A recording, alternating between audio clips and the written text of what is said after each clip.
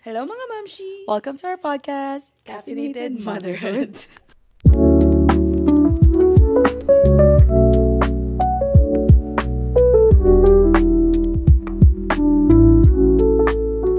Ako'y natatawa. Okay. Matcha today. Today is matcha kasi basta. Hindi morning Today hindi na morning. Anyways, for today's episode, we're going to talk about Chewy. Chewy. We're going to talk about breastfeeding. Yes. Kasi yun yung nangyayari right after birth is tatanungin ka ng nurse or nurse ang nagtatanong kung Unang panganak mo pa lang. oo, are you gonna breastfeed or Yes. di ba ganun? Breastfeed ba? Are you gonna breastfeed or formula? Formula. Hindi ko naalala. Oo. So ako sabi ko breastfeed. Ako rin yung breastfeed. Breastfeed. Do you wanna talk first about your breastfeeding? So Ilang oras tayo matatapos sa breastfeeding na yan? kasi madai akong hindi. So, sa breastfeeding, di ba sabi nila sa una pa lang, di ba nung pagkas itatanong sa'yo kung breastfeed ba ang gusto mo First or... or after birth? Okay, yeah. Oo, breastfeed ba ang gusto mo or hindi. So, ako breastfeed ako. Pero, hindi ko na maalala kung, sabi nila di ba within an hour or something dapat mag-latch na sa'yo si baby para ma-signal na sa milk. Pero hindi ko na maalala kung Hindi sa akin within an hour. After an hour. Binigay na kagad sa akin. hindi ko na nga maalala yun sa akin. Sa'yo nag-latch si Sisi ng okay? Hindi ka nasaktan or whatsoever? Oh shit, besh. Mag-iisang year, ang hirap alalahanin ng lahat. Ano nga ba? Nung lumabas si Zizi, I think nilagay kagad siya sa breast ko and then nagulat. Oh, I think skin to nag-latch skin. kagad. Oo, nag-latch kagad siya. Right away? Like, So, hindi ko natanda, pero may mga nililinis sila dun sa baba na yun. Tapos parang, bigla na lang, you wanna try breastfeeding him? Parang ganun. I don't know, something like that. sa akin ang tagal. Hindi ka nasa delivery room? Nasa delivery room ako, pero hindi siya like, nag-skin to skin kami and then nag-aayos-ayos ng Cheberlu, di ba? After pa sigurong ma-weigh ni Avery, tsaka binigay sa akin for breastfeeding. Para Hindi ko na mag-latch. kasi tanda, Pero nag-latch naman kagad si Avery. Hindi, nahihirapan kami kasi nga, ang ano kasi ng nipple ko, Ang liit. maliit. Napakalaki ng areola ko. Hindi ko natanda yung nipple ko dati kasi ang laki na ngayon. Napakalaki ng Hindi ko natanda. ng areola ko, tapos napakaliit ng nipple ko. The areola is Yung brown. So, ang ginawa, parang side-lying ang ginawa namin nung pagkasimula. okay. Kasi nga, hindi makalatch. So, Tapos, ang liit niya, di ba? Di ba 7-pounder si Yeah. Si Avery ay 6 pounds something. So, nakaganon ako, tapos nandito siya. Oh. Yeah. So, sideline. Isang breast Isang breast. ang Ang tinry. tinira, oo. Tapos parang, parang hindi siya Hindi mo na feel yung walang ganun. So, ako parang, nakakain ba ito? Nag-start ng, may nakakain ba ito? Pero like at the same time, sobrang pagod ako. So, parang wala ako masyadong, Yeah, ang nare-remember ko naman kay Zizi, nung nilagay sa akin dito, parang tinanong ko yung nurse, paano malalaman kung siya nakain? Sabi niya, pag daw mga namin na-hear na ganon. So, I was like, okay, sige. Pero at the same time, I was like, okay, I'll just trust. kasi wala pa silang laway, no? Masyado. Pag bata pa sila. It's so dry. It's so dry. It's so weird. Ngayon That's ko lang why- na-realize na, nung sinabi nila na maglalaway yan, ngayon, so ngayon parang sobrang laway na ni Avery, di ba? Kasi mag-iipin soon. Okay. Nung baby pala sila, wala masyadong laway. laway. So yung, kada ganun nila, alam mo na milk mo yung nauutot. Kasi, ala sila masyadong laway na nauutot. And that is why meron kayong crack nipples. Oh my God. After. Kasi nga wala nga laway, so sobrang dry, nagka-crack yung Nag-crack mo. ba sa'yo? Nag-crack sa akin, besh. Oh my God.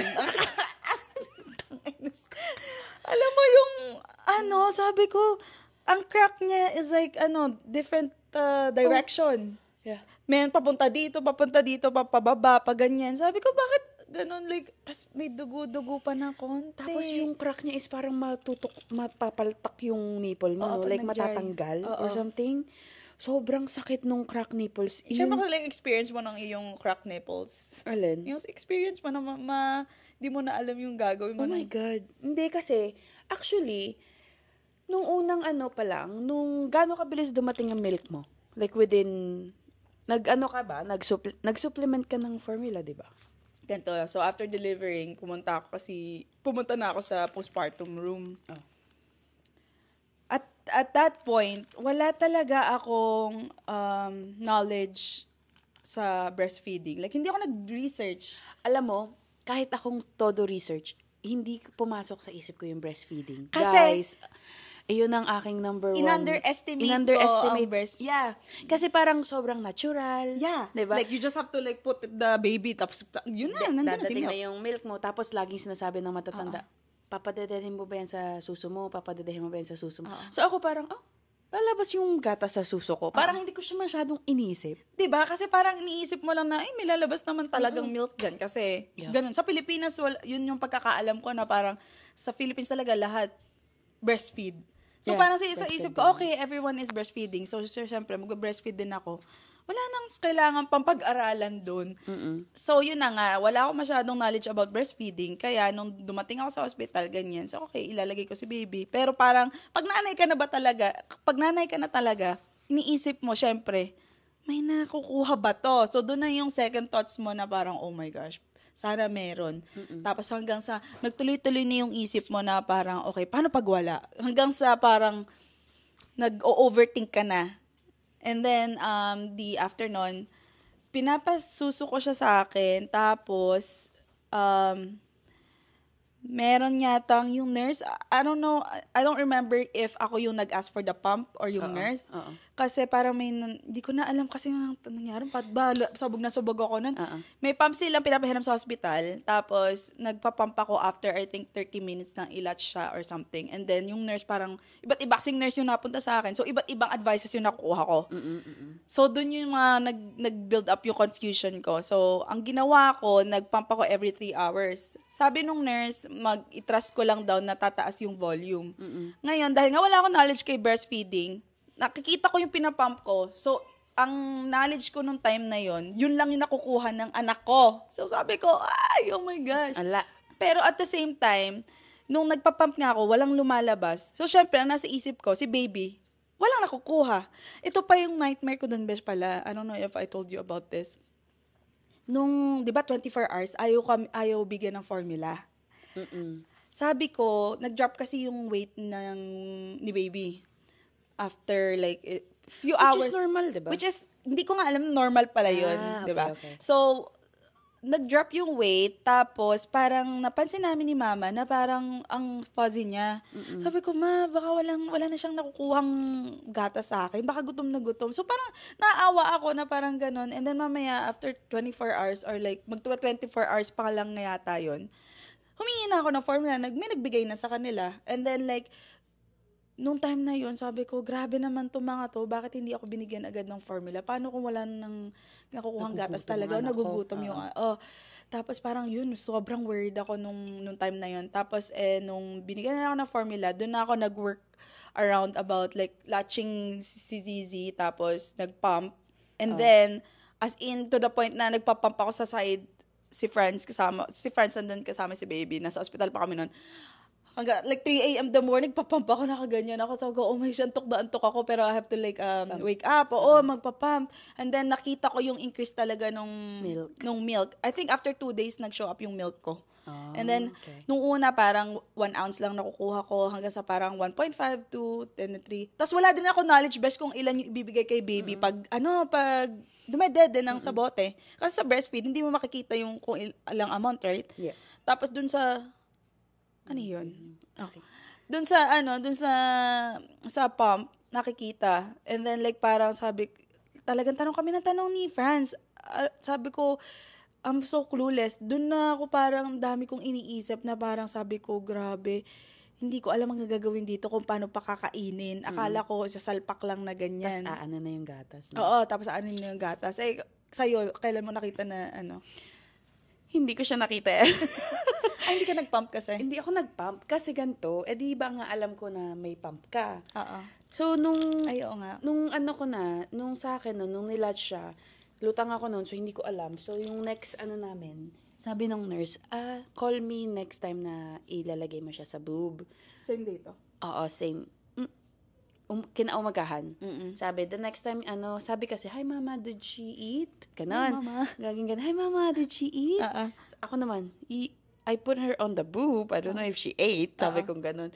Sabi niya, did you hear any click-click? Sabi ko, I don't know, like hindi ko sure. Sabi ko ganon. Tapos sabi niya, next time na, nawala ka ba? Hindi, nandiyan ka. I don't know. Ayun, nandun ka naman. Go. Sabi niya, next time na i-feed mo, tawagin mo ako para makita daw niya yung latch, tapos makita daw niya, or mapakinggan, or whatsoever. So, tinawag ko siya nung tapos parang nung nakalagay siya, ang gawa namin, yung parang football hold. Oh, yeah. May, nga. Para mas madali siyang malatch dito. Kasi pag ganito, hindi nga makaya, kasi ang laki lagi ka dito, tsaka kasi dito ang laki ng boobs ko, di ba? So, mas malaki pa sa mukha ni Avery siguro. Apakalaki niya in a way na hindi ma-hold ni Avery yung nipple kasi nga na-overpower siya. So, laging dito. Tapos, kada umiiyak siya, ang style ko pa, pag iiyak siya, tsaka ko gano'n. Para sok na sok siya dun sa loob. Kasi nakanganga. Oo, kasi nakanganga.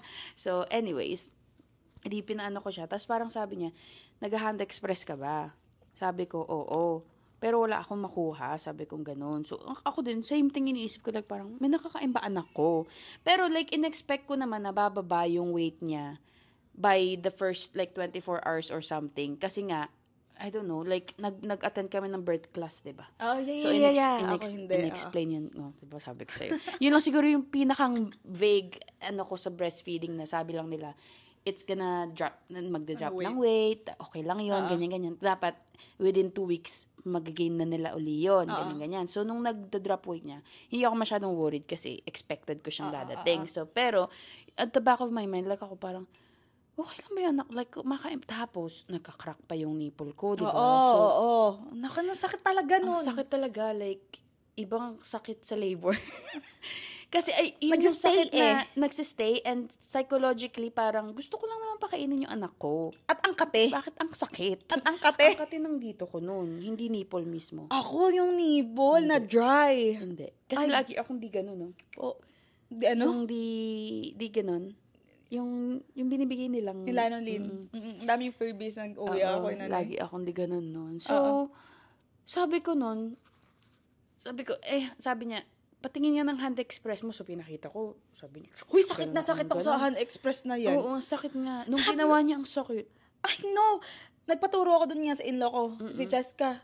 Bakit ka ganun? Sabi ko, ba't ang sakit? Tapos pinipilit nyo pang lumabas. Wala naman lumabas. Tapos ang nakatawa pa doon, may spoon silang. Yeah, may spoon. May plastic spoon. Kasi yun yung sasambot ng colostrum. Gaganon, no? Tapos igaganon mo pa. Sabi ko, mahalaga pala tong colostrum na to. Yeah, kasi nagtry na akong mag-collect ng colostrum 37 weeks. Okay, hindi. Wala talagang lumalabas may lumabas sa akin, pero kakaparingot. Kaya, nakuha ko yung confidence na may gatas ako. Kasi may lumalabas kahit konti Kumbaga, wala pa si baby pero may lumalabas kahit konti. So, the back of my head parang, may gatas ako. Hindi pa lang talaga siya lumalabas. Andito fully. Parang ganon. So, nung na yung nurse, parang one time, yung binisita na ako ng midwife. Tinanong ko yung nurse. Ano ba talaga? Tinanong ko yung nurse, sabi ko, can I have the pump? Sabi ko, kasi nga alam ko may pump ka. Para lang makapag-pump na din ako kasi natataranta na din yung utak ko. Sabi niya, we don't give out the pump within 24 hours. We, parang mas inaano namin na sa breast muna si baby mag-latch for the first 24 hours. Para daw masignal yung katawan ko na nandito na si baby. Therefore, magawa ka na ng milk. Oh, that makes sense. Okay. Ganun. So, 24 hours, di nila binigay. Sabi ko, ba't ganun si Jimmy? Pump ako. I think after 24 hours din ako. Hindi ko alam yun. Sa akin lang parang, ba't ako pinagdadamutan ng pump dito?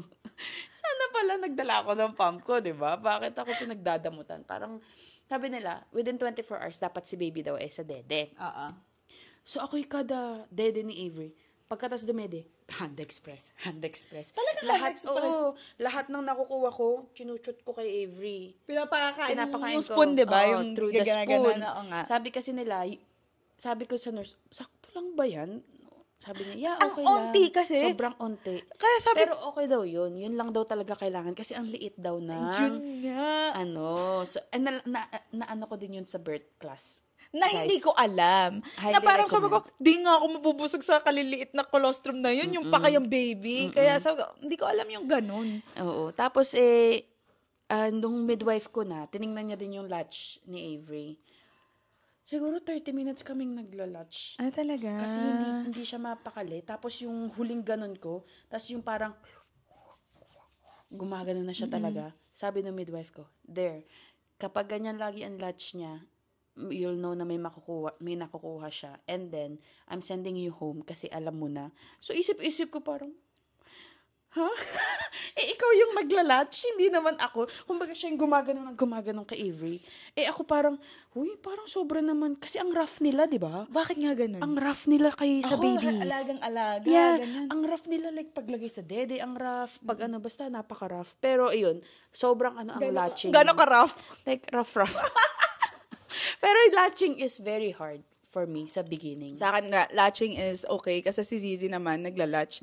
Ang nangyari naman sa akin, Besh, yung mga nurse, tinitingnan niya naman lagi yung latch. Okay, he's latching well, ganyan-ganyan. Parang, at some point pa nga, Besh, nagreklamo ako sa sobrang sakit nung nipple ko. Nagreklamo ako sa kanila. Sabi ko, bakit ganito? Hindi naman reklamo. Like, sabi pala ako sa kanila, na bakit ang sakit? Tapos parang, okay, tingnan natin. I'll give you, ano nga yun? Lactation nurse. Alam mo, buti ka nga may mga lactation chuchu ekers ka. Anong tawag doon? Lactation consultant. Lactation consultant, nag-visit. Kasi sa sobrang tagal naman sa hospital, nag-visit na doon. Kinabukasan, binigyan ako ng mga information which helped. Tapos parang tingnan si baby kung nag-latch ng okay. Tapos ang nakakainis pa doon, nung time na yon, na nag-worry ako, is like, sabi nila, baka daw tongue-tied si Zizi.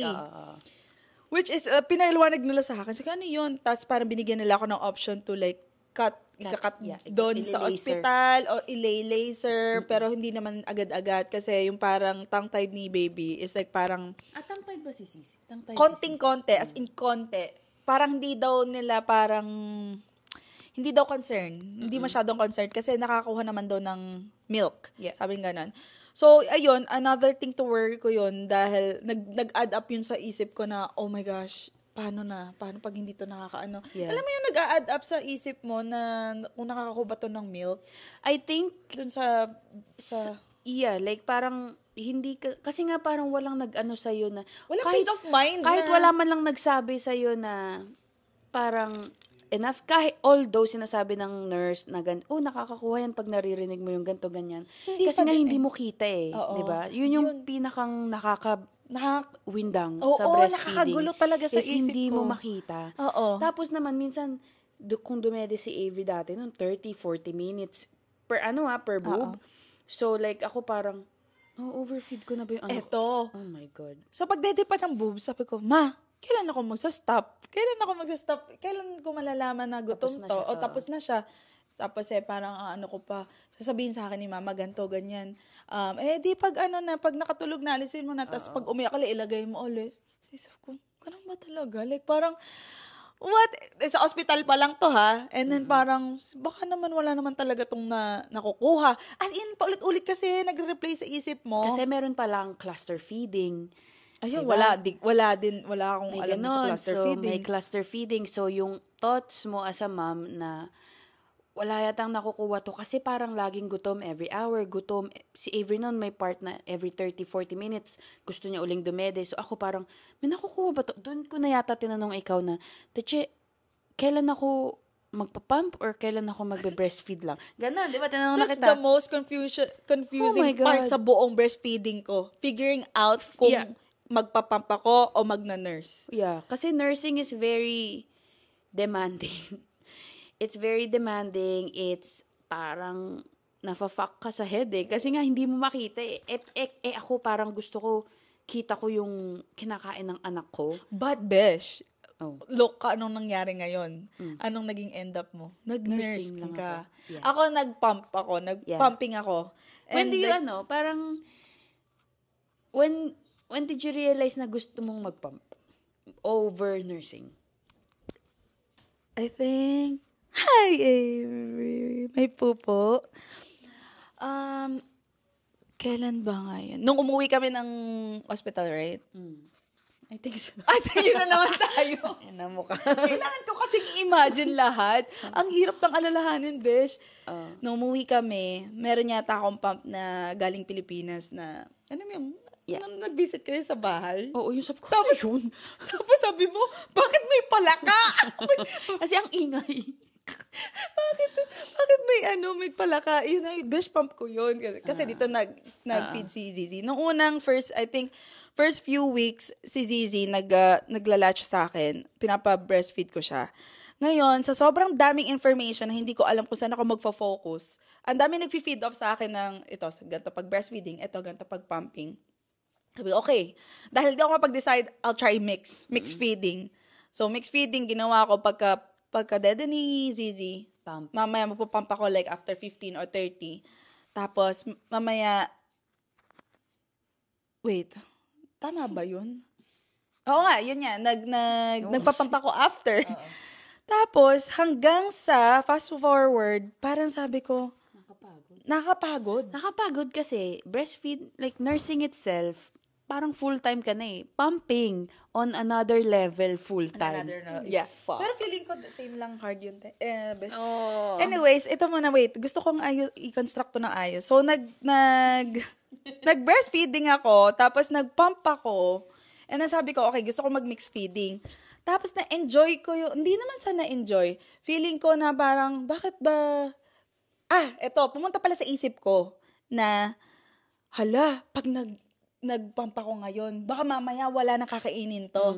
Ayun, yun yung pinaka mistake, guys. Pag nagpa-pump ka, wag mong iisipin na pag nag-pump ka, mamaya inanurse mo yung baby mo, wala na silang makukuha. Meron namang makukuha. Laging merong milk. Yes, laging merong milk. Pero yung as a first time mom kung isip, pag nag-pump ako ngayon, mamaya, paano kaya pag naumiyak na to mama, hindi ko to mapapadede dito kasi walang laman.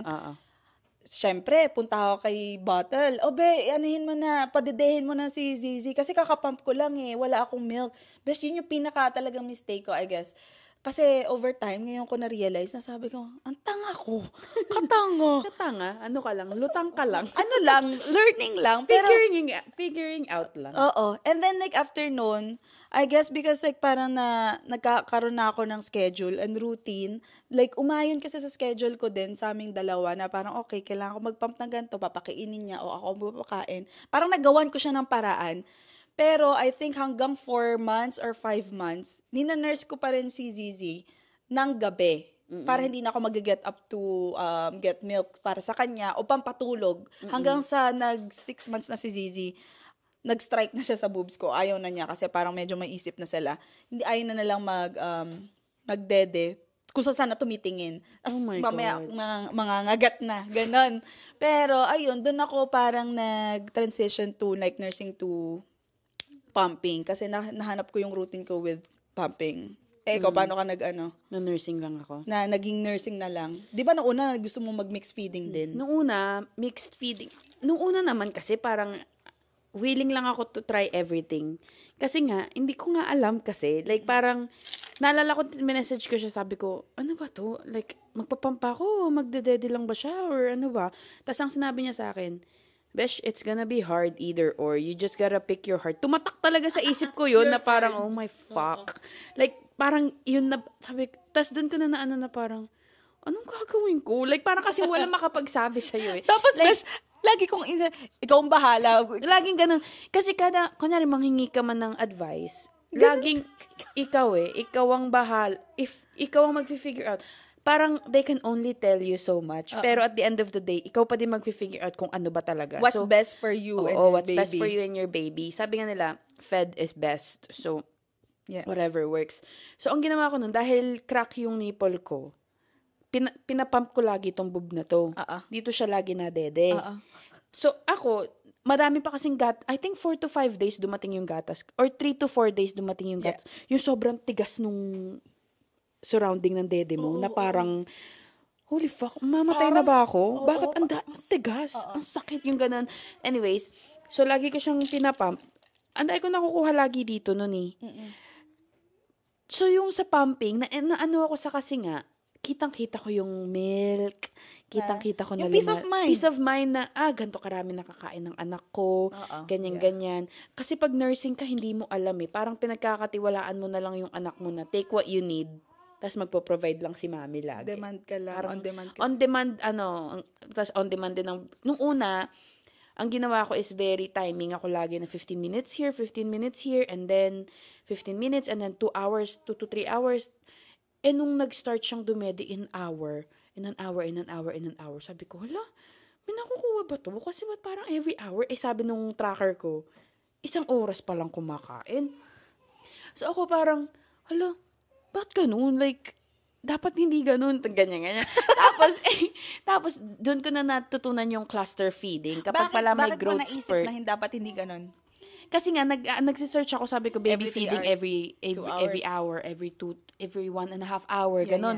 Tapos sabi nila, they must be cluster feeding. Sabi ko, ano yung cluster feeding? Tapos doon na siya nagpop up sa feed ko na cluster feeding daw is, it makes mom think na walang dede kasi nga lagi silang nag-aano sa boob mo. Pero ang ginagawa lang nila is like, nagsisignal sila may growth spurt sila, so nagsisignal sila sa milk mo na we need more milk. Parang ganun pala daw yung cluster feeding. So, parang pinapaisip ka na wala kang milk, pero meron silang nakukuha. Pero nagsisignal pa sila, make more kasi may growth spurt ako. Akala ko yung cluster feeding gusto lang ng lambing. Hindi, comfort feeding pa yun. May ganun pala yan. Oo. Tapos, nung siguro na-realize ko na gusto ko lang mag-nurse is napagod na ako kakahugas ng Pampers. Tapos, parang sinabi nila na, ikaw, it's up to you kung gusto mong mag-combo feed. Kasi nga, ang hirap ng magpapadede ka. Kasi full-time na yun Tapos, magpapump ka pa. Ibang ano pa yun. So, ibang challenge pa yung pumping. Tapos, lagi akong may worry na nung nagsisettle na yung milk ko, na-obsess ako sa freezer stash. Really? Yeah. Ako naman. Na-obsess ako sa freezer stash kasi sabi ko, ang dami ko milk. Kasi noong unang, ang dami mo talaga milk. Diba? Kasi hormones ang nagpupush, hindi yung supply and demand Advice, if you're a first-time mom or you're like expecting ka or like magiging mom ka, pag gusto mong mag-freezer stash, unahan mo na kahagad ng the first few weeks kasi ang daming milk. Ang daing milk ng first few months. Ang daing milk. Few months, So like, laging, kada pump ko yata dito, 5 ounce ang makukuha ko, ganyan. So ako parang, oh my God, daing ko milk. And nilagay ako nalagay sa freezer. Sobrang nakakaano yung feeling na, oh my God, ang sarap ng feeling na ang daing milk ng anak ko. Pero like, yung na, pag dumede na siya, parang, may makukuha pa ba to? Kasi nalagay ko na sa freezer lahat. Tayo. So, parang ang nag-search ako nun, parang, don't worry, ang generation daw ngayon is very, sa freezer stash. Very, yan,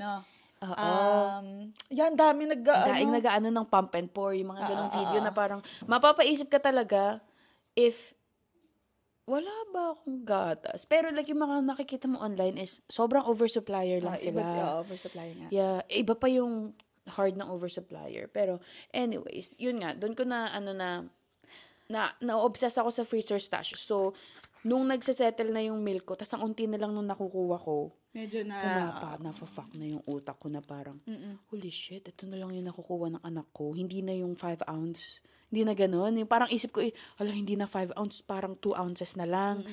Pag pala yung 5 ounce, tapos dumedi siya sa kabila, oversupply na daw pala yun. Kasi ang regular lang is usually like 2 ounce each boob. Kasi 4 ounces 4 to 5 combined. 4 to 5 combined. So, dun ko na na parang, honestly, napapagod na akong maghugas-hugas ng mga ganyan-ganyan.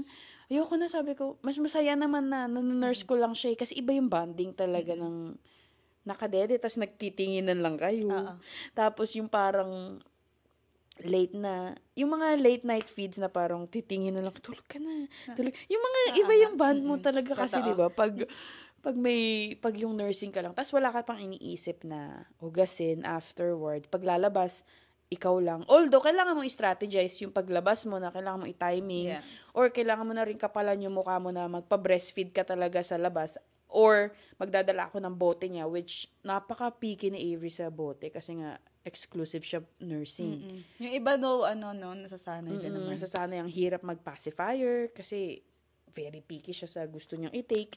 So, ayun lang yung challenges ko na sa nursing. Ang i-add ko pala, besh, muntik na ako ma-depress dyan sa milk na yan. Kasi nung the first month actually, not few months, the first month or weeks, kasi sila, like lahat ng mga friends ko, ako una kasing nanganak, so may natatanungan sila kung ano yung parang sa breastfeeding. So pinangunahan ko na talaga sila na i-educate about the milk at anong pumps yung kailangan nilang gamitin, ganyan-ganyan. Kasi ako, ayoko nang maranasan ng iba yung naranasan ko. Nung first few weeks, na-stress ako dun sa milk na parang, okay, nagpapump ako, tapos yung confused pa yung isip ko nung first few weeks. Kasi hindi ko alam kung ano ba, papadedayin ko ba sa breast to o ipapump ko, ganyan. Sobrang nakakalito. Nakakalito talaga sa una. Yun talaga, expect that na. Tapos, kayo, nagtatap up pa kami ng formula ni Franz para lang maano yung 5 ounces, ganyan. Kasi nagbi-build up pa ako ng mga milk, right? Tapos may mga point din na parang, okay, it's all breast milk. Mamaya, parang formula naman. Tapos meron pa nga, at some point, umiyak ako kay Franz, wala akong milk. Pero may lumalabas naman. Pero konti lang. Sabi ko, anong gagawin ko? And then, ang ginawa ko, tumakbo ako dun sa pinsan ko. Tinanong ko, paano ba magkaroon ng maraming milk? Like, parang paano ang ginawa mo? Breastfeeding siya, si Ate Beron, right? Tapos, parang, basta ipump mo lang. Kung gusto mo, mag-pump ka every 2 hours. Kaso, mahasel yun. Pero ikaw ang bahala. Basta, may lalabas yan. Magtiwala ka lang. Ganyan. As in, you needed those words talaga. At you need someone na to ask para mapalagay ka. Yung parang ma-boost yung ano mo as a mother na meron talagang milk. So, yun nga. And then, like, parang, I think closer to a month or so, lumapit yung ate ni Franz. Tinatanong ko, how's your postpartum? Ganyan. Ganon. Sabi ko, nananoblema ako sa milk. Ganyan. Hindi ko alam yung pump ko kasi ang onti na lumalabas. Sabi ko, ay talaga, naku, ganyan din. Nag-share siya ng kanyang thoughts. Talaga, ganito. Yung una kong, yung anak niya yung una, ganito ang ginawa ko. Ito yung pump na ginamit ko. Tapos, umiyak pa talaga ako noon. Pero, nag-change siya ng pump daw. Ganyan, ito daw yung pump na ina niya. Which is yung Medela pump na hospital grade. Kasi yung ginagamit ko, yung walang cord na ganon. Yung ina niya sa akin, yung hospital grade na Medela pump. Pinahiram niya sa akin. Which is yung hanggang ngayon, yung pa rin yung ginagamit ko. So, and then like parang, tinry ko siya. And then, sabi ko, nagpasalamat talaga ako kay ate. Kasi kung hindi niya ginawa yun, kung hindi kami nagkaroon ng talk na ganon, at hindi ko inopen up sa kanya yung depression ko about the milk, like hindi naman yung depression, ako iyak ng iyak everyday. Like parang papunta na ako dun. Kasi nga, muntik na ako mag-give up eh.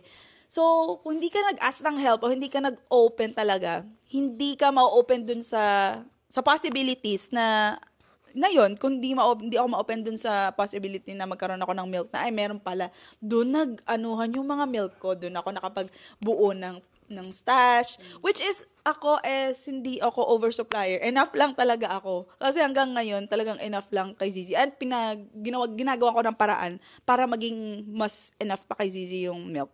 Anyways, tapos, after nun, madami na naglapitan. Kasi parang nakita na lang, dami ko daw freezer stash, ganyan-ganyan. First few months kasi yun nagbubuo na ako ng stash. Pero sa isip-isip ko nun, ang regret ko nun, kung ginawa ko to no 1 month, kung alam ko lang na itong pump na to ang mag-work para sa akin, nung 1 month na yun, mas madami pa yung freezer stash na mabubuo ko. Kasi parang ang plano ko kasi nun, before kayo mag-start ng breastfeed o kaya ng pumping or whatever, isipin nyo kung bakit kayo nagbubuo ng freezer stash. Kung babalik ka ba ng work, or gusto mo ba siya para sa baby mo pag umalis kayo ng husband mo, or like parang mag-get away ka o magta-travel ka ba, yun ba yung freezer stash mo, or like parang ginagawa mo lang ba yan for peace of mind kasi mawawala yung milk, diba? Ganon yung ginagawa iba, which is yung iba nangyayari, sobrang overthink, talagang daming milk na inaano nila, effort talaga. Yeah. At yun, tapos parang I think doon na ako nagkaroon ng mga routine niya, yung mga schedule na every 3 hours pa rin ako nagpa-pump for the first few months. And then hanggang naging 4 hours na lang, and then until now, every 5 hours na ako yan nagpa-pump. Pero pag nagpa-pump ka kasi, ang sinasabi kasi nung iba, pag nagpa-pump ka, mawawala yung milk. May ibang ganun nawawala milk. Kasi, iba't iba naman kasi yung body nating lahat. Like, you can't compare mine to yours and then stuff like that. Yung kapatid ko, nag-pump for a month and then, nung second month, nawala daw. So, ngayon, nung sinasabi niya sa akin yun, hindi ako naniniwala. Feel ko lang may ginawa ka lang mali at feel ko nag-slack ka lang to pump. Kasi parang, the more, di ba sa pag-breastfeeding, the more your baby latch, the more milk comes. Kasi supply and demand. Yung una, yan ang hindi ko naintindihan. Yeah, supply and demand. Lagi niyang sinasabi, Besh, supply and demand yan. Naiindirita na ako kasi ako parang, Besh, okay? Anong gagawin ko? Alam mo, yung parang sinasabi niya sa akin, supply and demand yan, supply and demand yan. Ako parang, okay, alam ko na yan, sinabi mo na yan kahapon. Tell me something else. Kasi yun lang talaga, Besh. Besh, yun din yung sinabi sa akin ni Teberon. Kasi breastfeeding is supply and demand. Ay, alam mo, hindi ko economics. Hindi ko maintindihan si supply and demand. Punta ako kay Google. What is supply and demand? Supply and demand. Visit ako sa supply and demand. So, ibig sabihin pala nun, kung gaano kadaming mong ipump or i-breastfeed yung mo, doon mag-produce si milk. Sabi ko, okay. Pero hindi talaga tumatak sa isip ko nung time na yun. As in, talagang dinadown mo yung sarili mo. Ano ba supply and demand? Wala ngang milk. Yeah. And then, Besh, I think, yung pag-talk din with some like co-moms, yung may isa akong, si Ate Irish, yung may twins, kausap ko siya, ganito rin ba yung nangyari sa'yo? Ganito rin ba yung nangyari sa pagpapumping mo? And then yung may ka-share ka ng thoughts na about pumping. Kasi when you pump every 3 to 4 hours, holy crap. Especially in the middle of the night, ng 3 a.m., mag-isa ka lang, tapos parang nagpa-pump ka lang. So, oh my God, gusto ko nang matulog. Napaka-lonely. Kaya, dahan-dahan yan, breastfeeding. Dahan-dahan kayo pagbaba. Breastfeeding at saka pumping, it's a total dedication. As in, kung pumping man yan or breastfeeding, dedication talaga yan. Very effort, very hard work talaga yan. And like, it's a full-time job. It Feeding is your baby a full-time job. is a full-time. Yun siguro yung hindi ko na-realize na, holy shit, like siguro na-reach out. Ang makagandahan sa akin is, andaay kong moms na pwedeng pagtanungan, ikaw na sa akin ka, diba? Yung friends ko na matagal ng 4 na yung anak, breastfeeding, pumping. Ang maganda lang din kasi is maghanap ka siguro ng moms na ginagawa yung iniisip mong gawin. Kasi dito pumapasok yung mga batikan na mami. Yeah, true. Yung mga 2-3 anak na, dun ka maghingi ng advice kasi more likely na try na nila na nursing lang, pumping lang, both, di ba yung ganun. So, dun naging helpful din talaga sa akin yung mga batikan kong mamis na sinasabi nila sa akin, it's so hard. Like, parang yung marinig ko lang nung point na yun na breastfeeding is so hard. It's so fucked up. Like, parang something so natural comes so hard. Like, hindi ka nag-iisa, ganyan. Yung marinig lang sa akin yun. And then, enough lang din yung breast milk ko for Avery. Yeah. Kasi nga pinigilan ko mag-oversupply. Kasi nung nagpapump ako dito, nung cracked yung nipple ko, nakakapagod talaga. Nakakapagod. Masakit, nakakapagod. Tapos, andaay ko pang clogged ducts. Diba? Yeah. So, yun pa. So, nakakadagdag pa siya na, holy shit, like, kapag hindi ko tinanggap na part to ng mahirap. journey, Ikaw nga. ang hirap. Kasi sinabi ko parang, eto meron na naman akong nag-perform actually, pero chill lang tayo. Sabi ko, alam mo, di ko na kayang ma-depress kasi di ko alam kung pinanood, basta may vlog ako na ako'y talagang umiiyak sa vlog dahil nagigilty ako na nagko-complain ako dahil ang sakit-sakit. Pero may ibang moms na hindi sila dinatnan ng milk. So may additional guilt pa na napaka-complainer ko, dapat grateful ka lang. Yung parang gano'n na, it's okay to feel na, what the fuck is this? Hindi siya laging, yes, I have milk, ganyan, happy lang ang buhay, best to conclude, ko. It is not easy. It's not easy. Breastfeeding is not easy. If mag-choose kayo mag-breastfeed, accept nyo na lang ngayon pa lang na it's gonna be a journey talaga. Yes. Tsaka dedication talaga mag-breastfeed. Kung tamad ka, wala kang milk. Wala kang milk. Ayun. Kasi mas madaling mag-give up eh. Anyways, pag wala kang proper information about breastfeeding, kasi I think breastfeeding is Okay. the key. Ano bang sabihin ko? Sa'yo. Ano nga, wait nga lang. Magsalita ka nga muna, nawala ang yung thought ko. Ano nga? To conclude, ang episode breastfeed. na ito is, to conclude, guys, Sinabi mo na ba yung the uglies natin? Ano ba? parang mixed in na siya eh. Hindi ba? True. Yeah. Parang magiging 1 hour and a Oo half. nga. Puta. Hindi kasi ang daang topic Oo pwede nga, oo nga. i-topic. Pwede na mag-part 2. Our advice, parang, Advice. ayun, it's not easy. And then, ano yun? Para ma-okay ang aking edit. Kasi ang hirap nung biglang pumapasok ng part.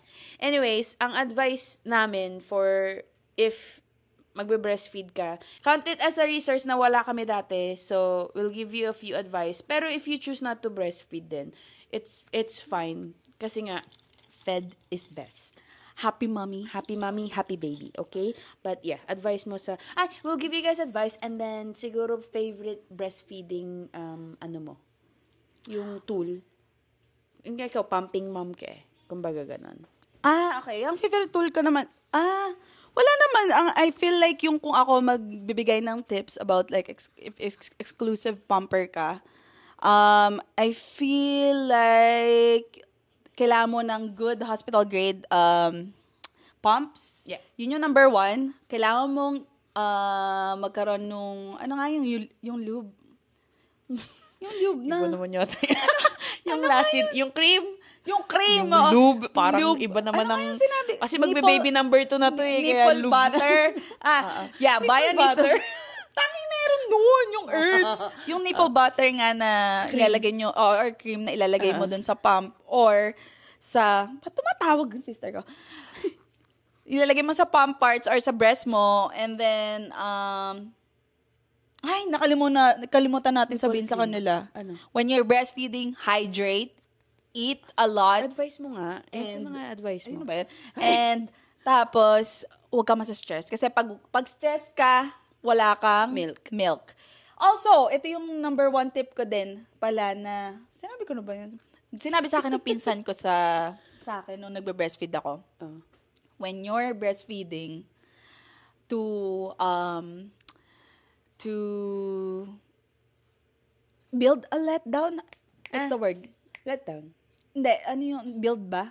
Build is the word ng letdown. My mom, wala na akong, Wala na siyang brain cells. Parang di maganda tong end of the day na ang filming. Para i-encourage mo yung letdown mo. Yun, encourage. Yeah. Think happy thoughts while you're breastfeeding. Kasi it'll encourage your letdown, and then mararamdaman nyo na lumalabas yung milk. Yun yung parang masusuka-suka na yung baby nyo kasi sobrang dami na lumalabas ng milk. Pero, ang advice ko lang is breastfeeding education is power. Yun yung pinaka-power sa lahat. Kasi if you don't have that mindset or like parang what do you call that? Education sa breastfeeding, a mom may simply give up na lang kasi parang wala silang enough. It's either you don't have enough knowledge or there's too much knowledge na nakaka-overwhelm, so wala ka nang nagagawa. Yes. Parang nagsistrike na yung, nagfa-fight or flight ka. Yeah. Yeah. Either, yun lang. And then like, kahit if you're formula fed or like breastfeeding or pumping, kahit ano man lang yan, kung ano yung gagawin mo sa baby mo at happy ka at happy yung baby mo, yun yung what matters the most because everything is just noise. Yeah. Yun lang. Yeah, I diba? agree. Kasi I can't advise AJ to do this and that. Hindi niya pwedeng sabihin din na, bakit si Ate Che nagpa-pump and then siya nagna-nurse. Happy naman si Avery, happy naman si Zizi. Like, wala tayong karapatang i-judge na this mom only breastfed for a year. Only breastfed for 2 days and then this mom only breastfed for a year. At least, ginawa nila yung best nila. And if you're breastfeeding right now or any types of feeding kay baby, you're doing a great job. Yeah. I think that's it yung aking say about breastfeeding because ang haba na nito. 1 oras na yata Parang to. kailangan ng next episode. Anyways, hindi pa nga na-cover lahat eh. Yeah, hindi pa namin na-cover Wala lahat. nga yung mga clogged ducts doon eh. And like yung depression ng pag-ano eh. Yeah. maybe we'll do another episode sa breastfeeding. Ako, ang advice ko sa new mommies na magpaplanong mag-breastfeed, yun din. Sinabi ni Che na parang research as much as you can, tapos hindi mo talaga malalaman if pumping ka ba, nursing ka ba, formula ka, hanggang nandyan si baby. So, ang hirap din maging prepared. So, knowledge lang talaga yung kaya mong makonsume bago dumating si baby. And then, yun nga, kapag in doubt ka, parang feeling ko, mag-reach out ka sa mga mommies na yung may 2 to 3 na, kasi feeling ko sila talaga yung nakapagbigay ng ano sa akin na, okay, pwede palang ganito, pwede palang ganyan. Kasi parang sa first time, ma'am, parang ang sasabihin mo lang din is like, whatever worked for you. Paano kung mas nakakalito pala yung nag-ano sa akin? Or like, hindi siya as valuable. Parang nilito lang kita or something. So, maghanap ka ng mami na have done all of it, kumbaga. Like, parang meron kang mahanap. And then, don't overthink. And it's hard, but... Yeah, don't overthink it as much as possible. Kasi nga, supply and demand. Trust, ito ang pinakang mahirap gawin, pero ito yung kailangan mong gawin sa breastfeeding is trust your body. Trust that it's doing what it's supposed to do, and trust your baby.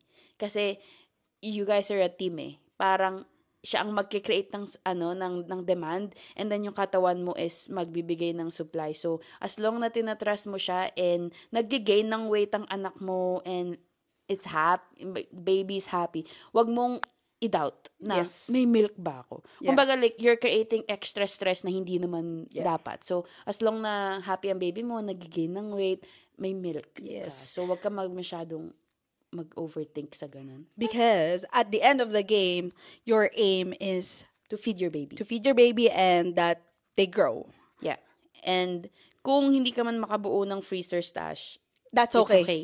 If enough lang para sa baby mo yung na bibigay mo, that's okay. Kasi ang trabaho mo lang naman is padedehin ng anak mo, hindi yung freezer.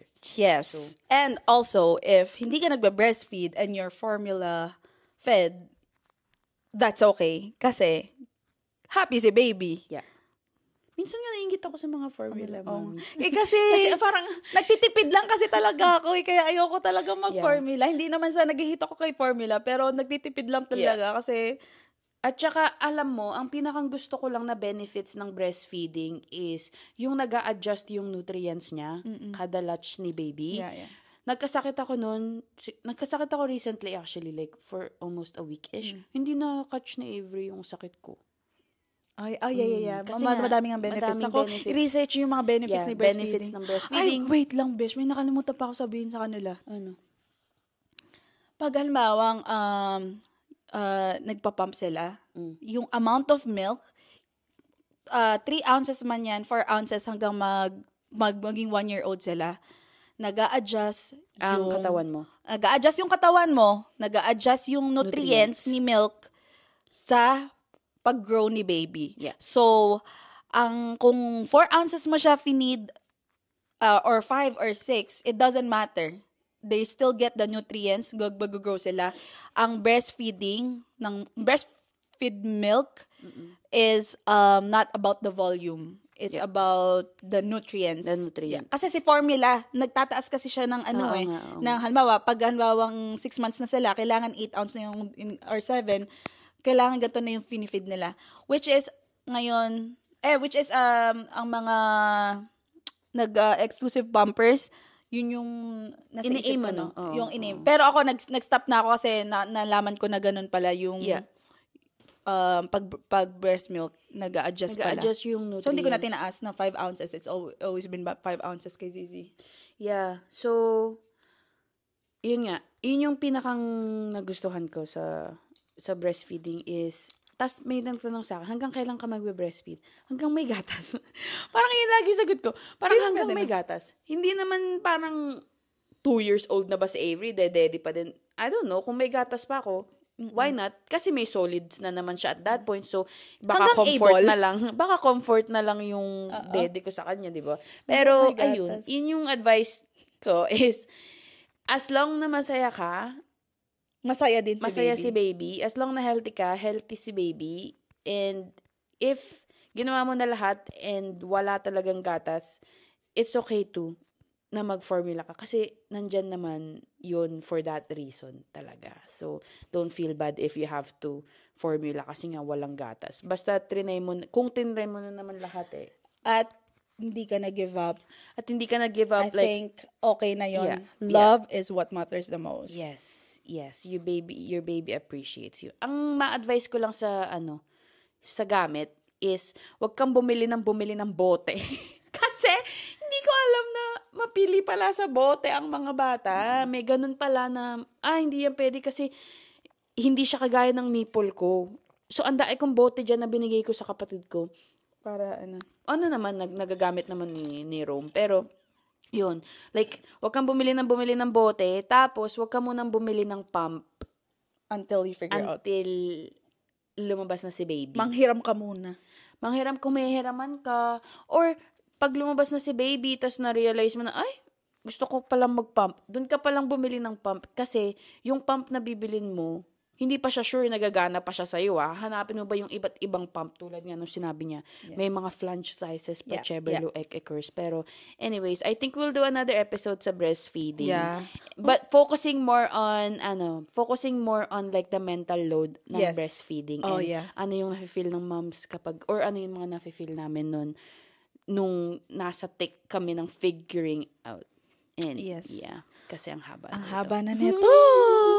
Anyways, that is all for this epi. Yes, we are ending this now. Hope you guys enjoyed. Yeah, if you guys have any questions, lagay nyo lang sa comment and then we'll try to tackle it sa next episode. Ano ba? Yeah, just comment down below if nafe-feel nyo ba yung mga nafe-feel namin or tama ba yung mga pinagsasabi namin or may mga tips kayo dyan or na hindi namin nasabi. Oo. Kasi we're just first-time moms din.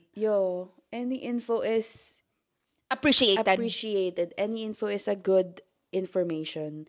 Anyways, we're gonna end this episode here. Don't forget to follow us on Spotify if you haven't yet. We're also gonna be on YouTube. So subscribe to our YouTube channel. And our Instagram. Post some reels dun para lang masaya. Oo nga. Yeah. Next episode, we're going to talk about the 4th trimester. And what does that look like? Hindi naman yun. Tama, 4th trimester. First night home with baby. Counted siya as 4th trimester. I didn't know that. May 4th trimester pa. Alright. Anyways, okay, guys, tama na to kasi ang haba na talaga. Alright, okay. bye. See you next week.